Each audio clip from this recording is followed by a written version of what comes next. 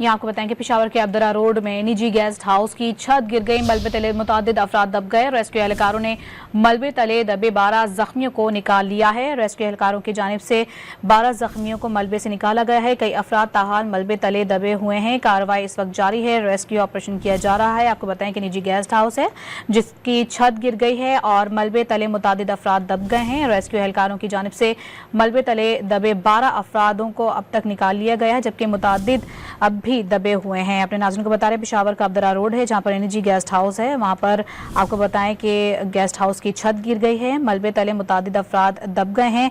Abdullah road में कायम निजी गेस्ट हाउस की छत गिर गई है। रेस्क्यू 1122 के एहलकार इस वक्त रेस्क्यू ऑपरेशन में जारी है। मज़ीद तफसीलात हासिल करेंगे। डॉन न्यूज़ के नुमाइंदे आरिफ हयात हमारे साथ मौजूद हैं। आरिफ बताएगा इस वक्त क्या ताज़ा तरीन अपडेट हैं। जी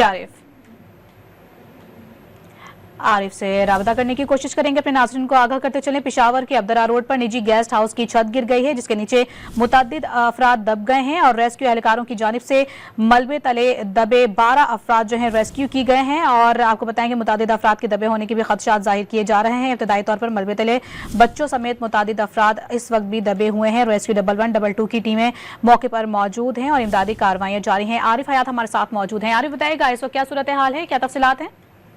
जी बिल्कुल, ये पेशावर यूनिवर्सिटी टाउन है। अब्दुल्ला रोड पर ये निजी गेस्ट हाउस है जिसके अंदर गैस सिलेंडर जो है उसका धमाका हुआ और धमाके की वजह से जो है तो उस पूरे गेस्ट हाउस के छत जो है तो वो गिर गई जिसके नीचे बच्चों समेत मुतअद्दिद अफराद जो है तो वो मलबे के तले दब गए थे। अब तक जो इत्तलात है तो उसमें रेस्क्यू के एहलकारों ने मलबे के तले से जो 12 जख्मियों को निकाल लिया गया है और गैस धमाके में जख्मी होने वाले जो 2 जख्मी थे तो उनको खैबर टीचिंग अस्पताल मुंतकिल कर दिया गया है।